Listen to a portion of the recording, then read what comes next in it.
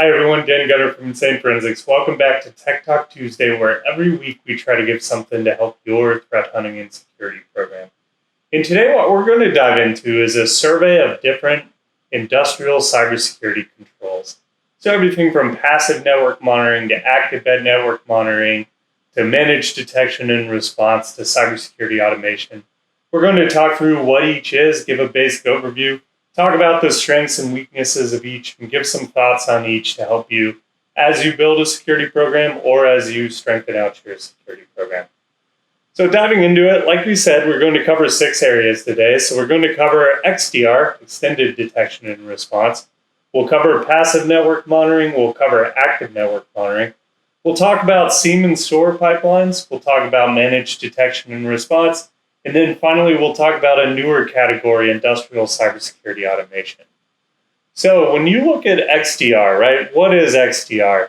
XDR is basically a unified way in a lot of cases, and when you look at a lot of how people use it, it's a way to bring together host and network data, right? So you might have something like CrowdStrike Falcon, you might have something like McAfee EPA on the network side, on the host side, sorry. On the network side, you might have something like CoreLight or Dragos or Nozomi or Clarity monitoring network endpoints and network traffic on that.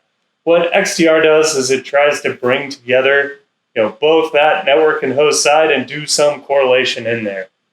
What it isn't, it's not a full standalone security program, right? You have to have those network and host resources often feeding in, and the XDR portion does a lot of correlation. It does a lot of that handling to try to take some of that off of your back. Where it's unique, right, is it has that comprehensive vision across vectors, right, across different data sources.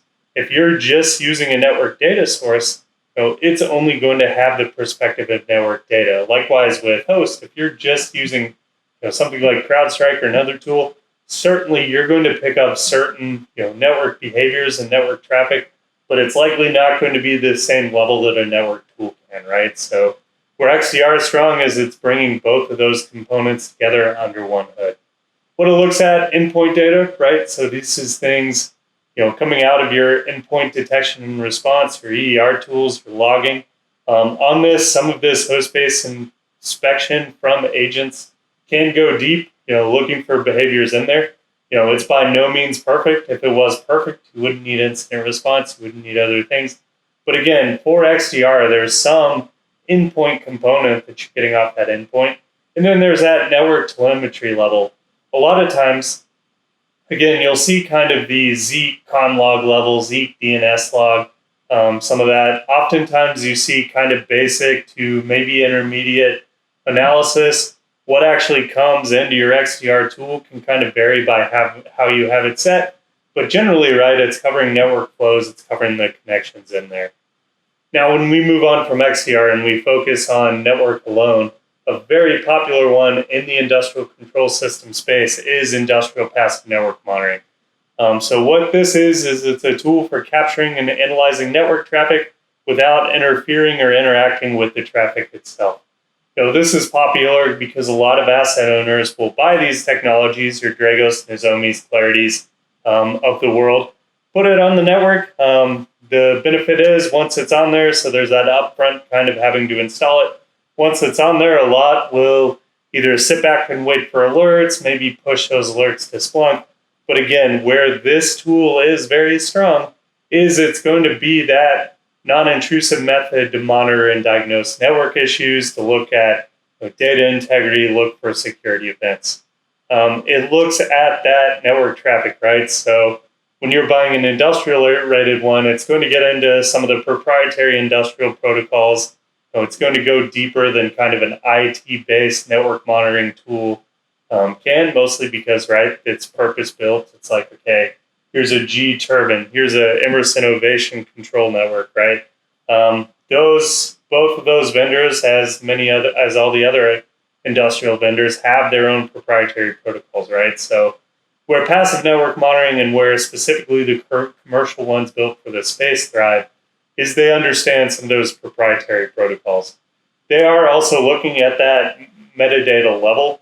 And so if you're dealing with, things like encrypted data, if you're dealing with data even from protocols that might not be known. And so some vendors have dozens of proprietary protocols, and even the commercial tools don't have them all integrated. You might have to back to actually looking at metadata there. What it isn't an active defense tool. It just observes, it doesn't intervene, it doesn't take action, it doesn't actively pull like we're going to talk about in the next section.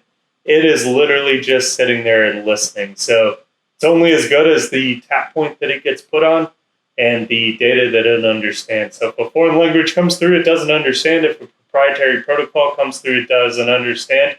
It might not be helpful, right? It might back down to that metadata level, to where maybe it's doing something heuristic, to alert or detect on that. It can only, it can't see what it doesn't understand or is encrypted. A third popular one popping out there is active network monitoring, right? Things like Industrial Defenders, things like Hexagon. What these tools are doing is they're saying, hey, there's that downside to being passive on the wire and having to wait for the traffic to come. If I understand this protocol well, maybe I can just ask that programmable logic controller. Maybe you guys can ask that other industrial device what its identity is, right? Certain proprietary and industrial protocols have identity function codes where basically you can ask and say, hey, what are you? And it'll tell you back, I'm this firmware version running this software, I'm this model, this is my configuration. Active network monitoring does that. It safely queries for that behavior. Some of this is done via IT protocols, things like SNMP, things like ICMP, protocols you see in the enterprise space, not unique to industrial, but really where the heart and soul of this comes to industrial is, again, those industrial protocols. There's one vendor that has a function code to where you can actually request the endpoint, Windows event logs from devices of that type, right? That's a super useful function code if you suddenly need a lot of Windows event logs. That's exactly what these solutions are using to do it. Unique value, it's going beyond observation. It's going to probably see more than passive. When you're dealing with broadcast domains, when you're dealing with subnets you might not be on, active sometimes can get you to that data. It also can often get you a deeper view into the network because, again, depending on where you're at, it might not be feasible either by the architecture of your network or the amount of money you have to spend to have full network coverage on passive network monitoring. And so active network monitoring can help fill that gap. What it actually looks at here, it can look at network traffic. Like we said, it can use those industrial and IT protocols in query.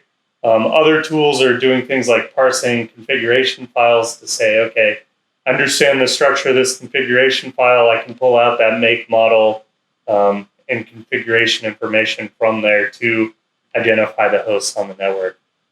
What it isn't, again, actually in this case, it is an active tool. But again, it's limited what you can do. Sometimes it's limited on safety also. So these tools, again, especially if they're built for industrial networks, are built to be safe, and oftentimes the major ones test. But you still have to be careful with how you use these. So when we move into SIEM and SOAR pipelines, right?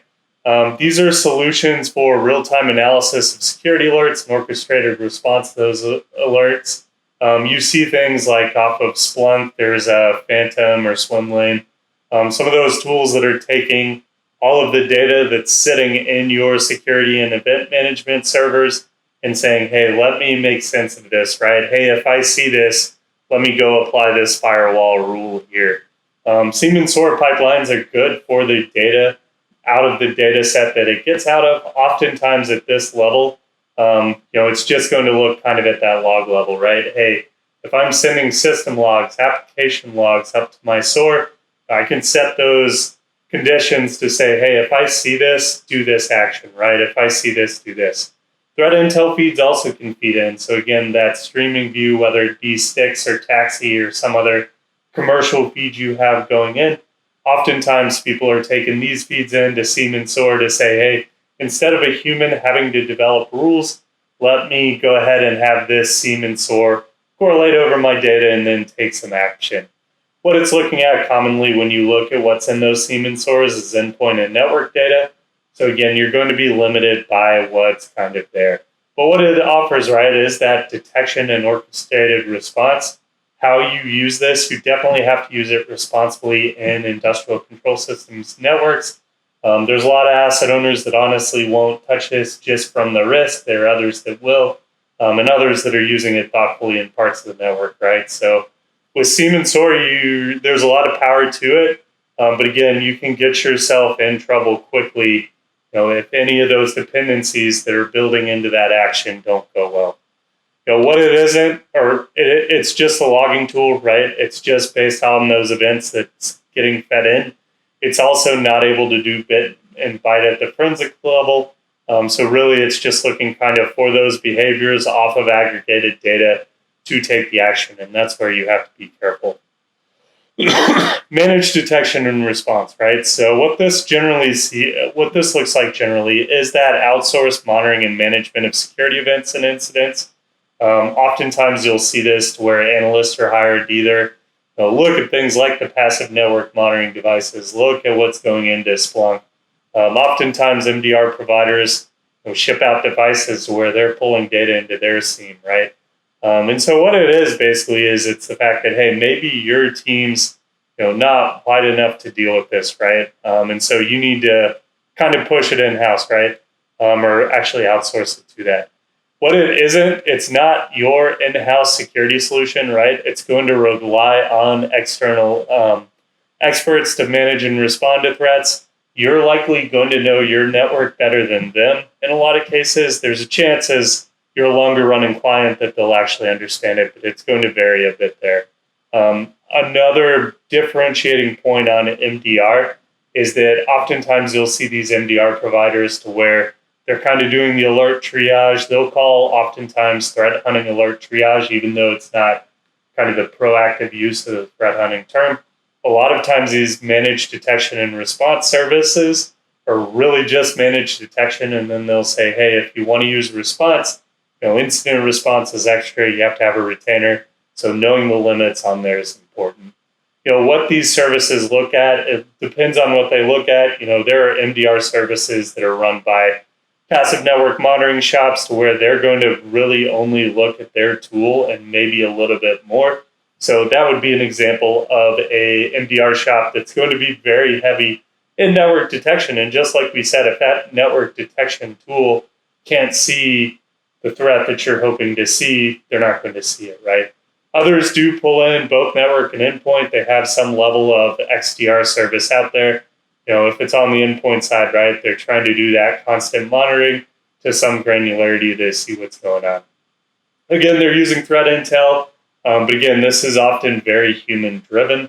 And I'll say we've seen MDR service providers to where the ratio of analysts to accounts can often be in the one analyst for dozens of accounts. I've seen it even up into the high hundreds.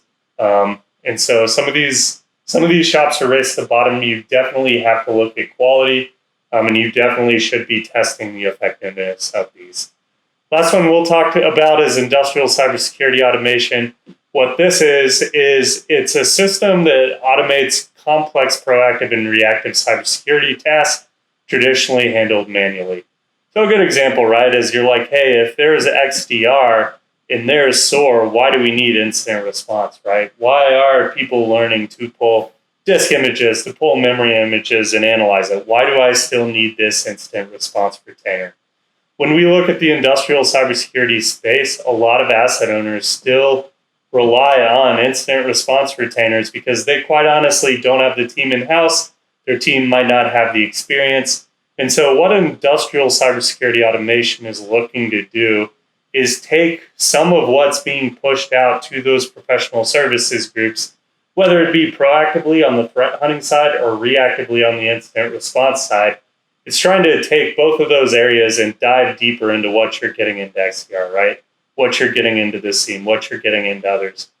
Because the truth is, a lot of attackers know, like, they can buy those endpoint services. They can buy those network services. They can test against them and know, hey, this tool is not going to fire. The risk of this tool firing is low. To where the game changes when you're bringing in automation and you're saying, okay, I can pull a memory image, right? Once I pull a memory image, it's a whole different ballgame from an attacker hiding, right? They can hide from your EDRs. There's been EDR hijacking. It's kind of a cat and mouse game of how the EDR companies keep up with it. But once you're getting down to the granularity and the level to where you can efficiently process both batch and streaming network and host data, it opens up a huge amount of opportunity both on the proactive and reactive side. Unique value of this is it reduces your need for manual analysis, both internally and externally, getting you to a quicker and more accurate results, right? And if that's incident response, it's the difference between the plant being down several more days than it has to, then in the case of a completely human-based response, and bringing it up quicker when you're actually applying automation to it. What it isn't a replacement for human judgment. Just like we don't have fully self-driving cars, the chances of automation or AI or ML or whatever people are throwing around, we aren't at the level of AI or ML to where these are fully autonomous systems, right? Automation can get you through the data faster. It can help you process, get through that, but that human intervention is still going to be needed, especially for these nuanced threats. Because again, just as an attacker can say, hey, I can buy these EDRs, I can buy these network devices, I can test to see what's actually hiring. Even when you get to this level, attackers can know and be like, okay, well, they commonly look at these data sources, they commonly look, do these things, we know they won't catch us, right? So the advantage of industrial cybersecurity automation, it gets you to a much lower level that really honestly raises the risk to attackers. So again, that was a quick overview of just different controls in the industrial cybersecurity space. We talked about strengths, we talked about weaknesses, we talked about what they were at. I hope this was helpful. Thanks again for tuning in, and we hope to see you back next week.